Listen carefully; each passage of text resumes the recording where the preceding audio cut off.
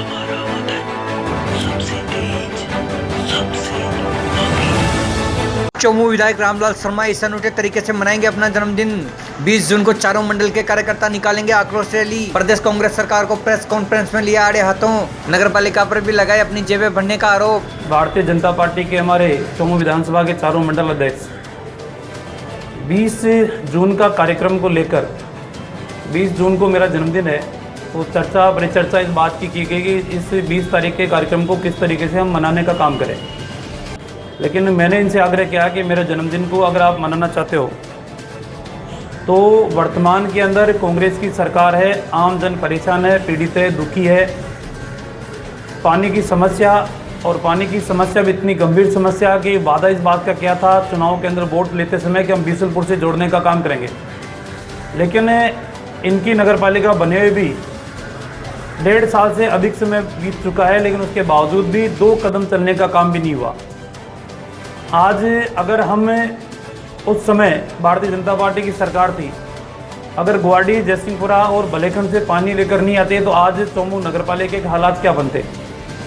प्रधानमंत्री जी ने जल जीवन मिशन के अंदर करोड़ों रुपए सरकार को देने का काम किया, लेकिन उसके बावजूद भी अधिकारियों की लापरवाही की वजह से 1 या 2 गाँवों को हम छोड़ दें चौमू विधानसभा क्षेत्र में, तो किसी भी गाँव के अंदर जल जीवन मिशन का काम भी अभी तक शुरू नहीं हुआ।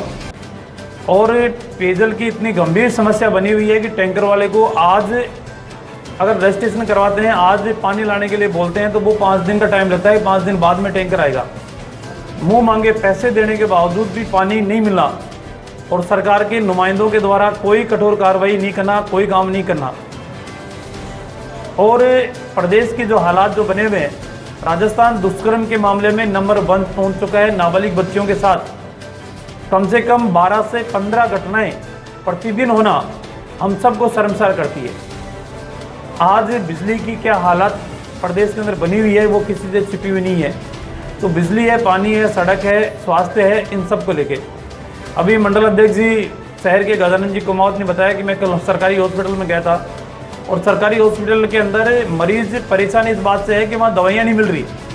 मैंने अभी CMHO से बात की तो CMHO ने कहा कि हमने CHC वालों का टिकट कर रखा है कि आप NOC लेके मार्केट से दवाइयाँ खरीद लो। इस बात को साबित करती है कि हकीकत के अंदर ही दवाइयाँ हॉस्पिटलों के अंदर नहीं है। CMHO का ये कहना कि NOC लेके दवाइयाँ खरीद सकते हो, तो इसका मतलब सरकार के खजाने के अंदर दवाइयाँ भी नहीं है। इन तमाम मुद्दों के आधार के ऊपर बेरोजगार परेशान है। जन सुनवाई के अंदर बेरोजगार हर व्यक्ति तीसरा शिकायत लेके यही आता है कि मुझे पहले बेरोजगारी भत्ता मिलता था, अब मेरा बेरोजगारी भत्ता भी बंद कर दिया। और सरकारी आंकड़े देखें तो सरकारी आंकड़े ये कहते हैं कि प्रदेश के अंदर 1,80,000 बेरोजगार युवाओं को बेरोजगारी भत्ता मिला करता था, वो आज घट के 70-80 हज़ार के ऊपर आके टिक गया। और कई बैरिकेड इस बेरोजगारी भत्ते के ऊपर लगाने का काम किया। राजस्थान की सरकार एक भी परीक्षा ईमानदारी से कराने में भी असफल रही है। हर परीक्षा का पेपर आउट हुआ, चाहे कांस्टेबल का पेपर का ले लो, कांस्टेबल की भर्ती परीक्षा का पेपर आउट हुआ। उससे पहले रीट परीक्षा के अंदर भी 26 लाख परिवारों के साथ विश्वासघात करने का काम सरकार ने किया।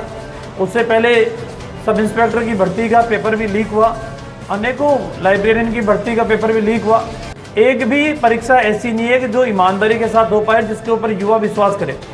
आज भी 28,000 CHA अपनी मांगों को लेकर 2 महीने से लगातार सरकार के सामने शहीद स्मारक के ऊपर धरने के ऊपर बैठे हैं, लेकिन उनकी कोई सुनवाई नहीं करा। इन तमाम बातों को लेकर 20 जून का कार्यक्रम जन्मदिन मनाने के बजाय सिर्फ एक जन आक्रोश सभा हम करेंगे, सरकार को चेताने का काम करेंगे, जन समस्याओं को उठाने का काम करेंगे, और जन समस्याओं को समाधान तत्काल हो, सरकार उनको गंभीरता से ले, उसके लिए हम काम करेंगे। 20 जून के मेरे जन्मदिन के अवसर के ऊपर सभी कार्यकर्ताओं से, आमजन से मेरा विशेष निवेदन भी आग्रह कि हम उत्साह के रूप में जन्मदिन नहीं मना रहे, हम आक्रोश के रूप में जन्मदिन मना रहे हैं। सरकार के प्रति आक्रोश हमारा है, जन समस्याओं को लेकर है। इसलिए अधिक से अधिक इस कार्यक्रम की सहभागिता के अंदर वो अपना योगदान दे। बजाय कोई उत्साह के कार्यक्रम, साफा माला, इनके बजाय सिर्फ और सिर्फ इस कार्यक्रम में आपकी उपस्थिति ही इस कार्यक्रम की गरिमा में उपलब्धि रहेगी। इसलिए आप अधिक से अधिक कार्यक्रम के अंदर हिस्सा लें। 20 जून को 5 बजे तो कार्यक्रम स्थल एक रहेगा, लेकिन चारों मंडल है, चारों मंडल अलग अलग स्थानों से रवाना होकर आएंगे, लेकिन उनका सबका संगम एक जगह बस स्टैंड के ऊपर ही होगा।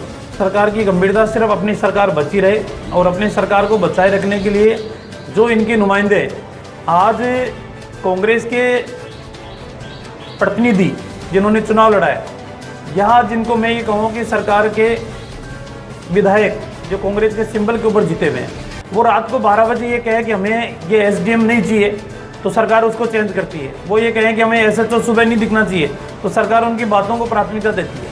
सरकार की प्राथमिकता सिर्फ सरकार जिन पिलरों के ऊपर टिकी हुई है उनकी बातों को मानना है। उनकी जायज़ नाजायज़ सब बातें मानने के लिए सरकार तैयार नहीं है। सरकार जन भावनाओं के आधार के ऊपर काम नहीं कर रही। आज भी चौमू विधानसभा क्षेत्र में जल जीवन मिशन के अंदर इनको पूछो तो सही कि आपने कितना काम करा लिया। आज सारी की सारी स्कीमें कमरों के अंदर बैठ के तैयार करवा दी। आज मौके के ऊपर जाते हैं तो वहाँ जो सोर्स उन्होंने लिए थे पेयजल के वो ड्राई घोषित हो रहे हैं। तो पहले से ही स्कीम तैयारी करने से पहले ही उन्होंने अगर ठीक तैयारी की होती तो शायद उनका लाभ मिलता, लेकिन तैयारी भी उन्होंने ठीक तरीके से नहीं की। भ्रष्टाचार का हलम क्या है वो मुझे बयां करने की आवश्यकता नहीं। आप सब मीडिया के बंधु हो, आप दिन भर लोगों के संपर्क में रहते भी हो, लोगों की चर्चाएं आप तक पहुंचती है। लेकिन एक बात ज़रूर है कि उन लोगों की प्राथमिकता सिर्फ अपना घर भरने की है, अपने लोगों को उनकी इच्छाओं की पूर्ति कराने की है और जन समस्याओं से उनका कोई सरोकार नहीं है। एक भी समस्या ऐसी नहीं है कि जिसका समाधान तत्परता के साथ किया गया हो या ईमानदारी के साथ किया गया हो। और आने वाले समय में कानून व्यवस्था बिगड़ने की संभावना है। मैं सीधा सीधा आरोप लगा रहा हूँ, प्रमाणों के साथ लगा रहा हूँ। चौमू के अंदर नगरपालिका के अंदर करोड़ों रुपए की पाइपलाइन डालने का काम किया, सिर्फ पैसे को खुर्द-बुर्द करने का काम किया। जिन इंजीनियरों ने तकमीना तैयार किया उनकी जेब के अंदर पैसा गया, जिन अकाउंटेंटों ने उनकी प्रमाणित करने का काम किया उनकी जेब के अंदर पैसा गया। आज उन पाइपलाइनों की उपयोगिता क्या है? जब आपके पास पानी उपलब्ध था ही नहीं तो फिर पाइपलाइन डालने का मतलब क्या है? आज भी आप चौमू कस्बे में घूम के देखोगे, आप मीडिया के बंधु हो, आप एक भी पाइपलाइन में आप ये बता दो कि साहब इसकी उपयोगिता है, इस पाइपलाइन डालने से लोगों को राहत मिली है, पानी उनके घर तक पहुंचा है। लेकिन सिर्फ पैसे को खुर्द-बुर्द करके अपनी जेब भरना, करोड़ों रुपए को बर्बाद करना, पैसे की पानी की बिना उपलब्धता के आप स्कीमें तैयार करके तकमीना बना के धरातल पे लेके आना, तो जब वक्त आएगा तो इनकी जांच भी कराएंगे, दोषियों के खिलाफ कार्रवाई भी करेंगे। लेकिन सरकार को हमने एक बार नहीं अनेकों बार लिखा है, लेकिन सरकार के नुमाइंदे हमारी शिकायतों को दबा के बैठने का काम करते हैं। वो चाहते हैं कि निश्चित रूप से जांच हुई तो जांच के अंदर ये अधिकारी कर्मचारी दोषी पाएंगे जिन्होंने करोड़ों रुपए बर्बाद करने का काम किया है। तो हम तो ये कहते हैं कि आपने वादा किया था कि चौमू की जनता को हम बीसलपुर का पानी पिलाने का काम करेंगे, गोविंदगढ़ तक मेट्रो चलाने का काम करेंगे। अब कहाँ आपकी मेट्रो गई, कहाँ आपका बीसलपुर का पानी गया? वीर हनुमान जी का रोपिए हमने लगा के आपकी सरकार आने के बाद चालू किया था, उसको भी आपने बंद करने का काम किया। और मैंने ईमानदारी से बात कही है, पूरी प्रमाणित है, चाहे इस पुण्य काम के लिए मुझे जेल जाना पड़े तो जेल जाने के लिए हम तैयार हैं। लेकिन सरकार जिस दिन भारतीय जनता पार्टी की बनेगी उस दिन रोपिए को हम चालू कर देंगे।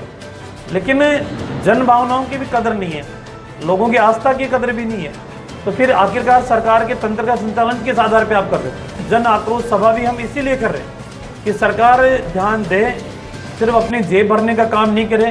कांग्रेस के विधायकों का कैसा चरित्र है मुझे बयां करने की आवश्यकता नहीं है।